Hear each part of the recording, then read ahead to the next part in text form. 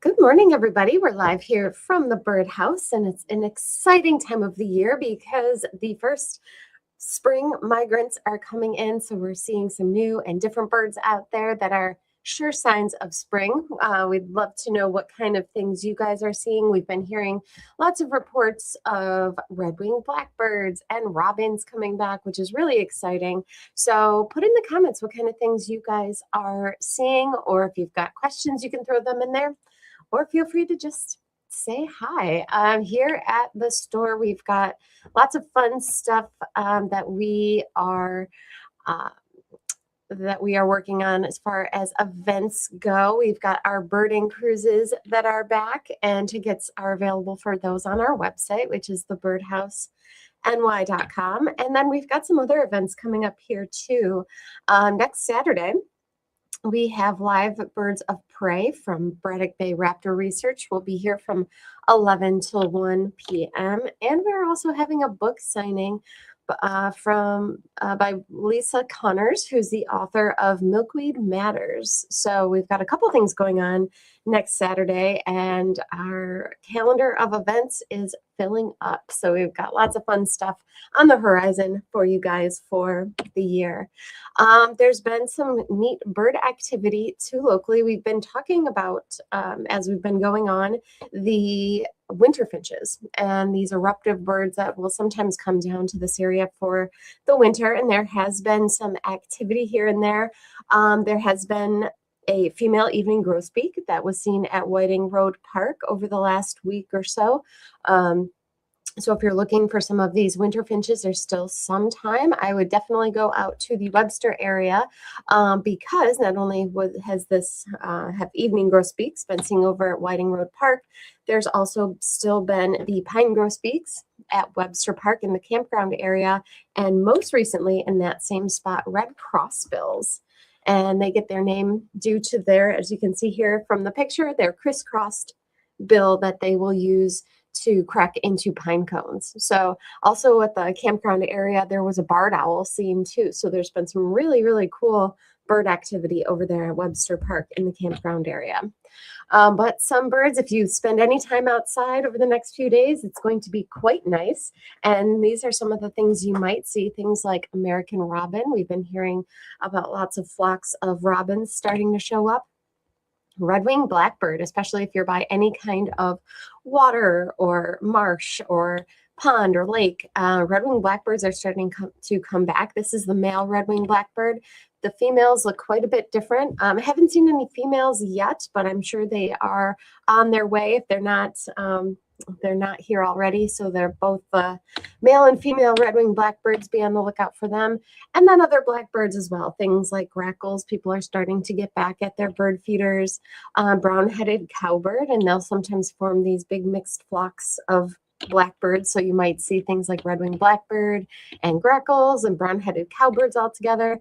Same as rusty blackbird. So keep an eye out for these guys too. It is a sign of spring when we start to hear and see these blackbirds coming back to the area. There's other birds that are in that blackbird family that you might also hear if you are by any kind of open field. Keep an ear out for eastern meadowlark. And then as we get on in the season, some other blackbirds are things like bobolinks and one of everybody's favorite blackbirds, the Baltimore oriole. They'll show up very late April, early May. So we still have a little bit of time till we see the Baltimore oriole, but they are on their way back. So as far as birds to look for now that are coming through the area, keep an eye out under your feeders for fox sparrow. There's been some fox sparrow sightings a little bit south of here, and so they're making their way up and into the area. They are a large, kind of chubby sparrow. You might see them underneath your feeders cleaning up some seeds, especially if they're hungry from migration. So it's quite a large bird. Every once in a while, I'll get one in my yard. Really cool thing to see. So keep an eye out for fox sparrow. And there's been reports of killdeer. You might hear them before you even see them. They have that high-pitched call. It sounds like they're yelling, kill deer, kill deer, kill deer. And so first reports of killdeer coming back to the area, and American woodcock are making their way back to the area too. So really exciting time of the year. About a month from now will be a good time to look for the mating flight of the American woodcock in the wide open fields. If they're surrounded by woods, is a great place to go, and you can see their really elaborate flight, mating flight, which is really, really fun. And then also be on the lookout for things like great blue heron. If you are by any kind of open water, you might start to see them. And if you're looking up towards the sky, things like turkey vulture are soaring back into the area. So now is a very good time because these migratory birds are coming back. They're starting to sing more. I've been hearing the robins singing. I've been hearing cardinals singing, Carolina wrens. If you have nest boxes and you haven't done so yet, now is the time to absolutely clean them out. These are some of my bird houses. Here you can see they can get kind of gross on the inside. This was a house that was occupied by tree swallows. There's some feathers in there. And if you want to clean these houses out, definitely you want to wear gloves when you're going to clean them out. So you put on your gloves, make sure you clean out all that debris. We have wipes that you can use to wipe them down. We have sprays that are enzyme sprays, all natural, that are made for cleaning out birdhouses that you could spray in the house and wipe it down. So we do have some different items to help with this maintenance, but now is absolutely the time to clean out those houses if you haven't already. And when you're opening up the houses, you might find some different things inside. This was a bluebird nest that I had in my sparrow-resistant bluebird house. This is a tree swallow nest with all those feathers in it. And then this is what a wren nest looks like with all of those sticks. So you might be able to also tell what kind of bird you had nesting in your house, depending on what kind of debris and nesting material is still inside. Plus, you never know what non-birdie things you might find, and this is another reason why you want to clean them out.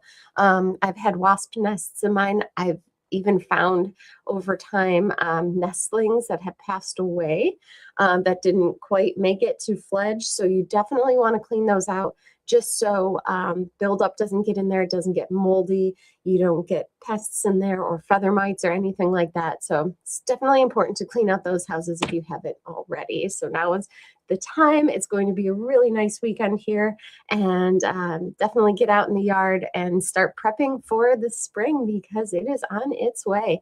So thank you guys for watching. We'll be back on Tuesday with another broadcast, and until then, have a great weekend, and we'll talk to you soon. Bye-bye.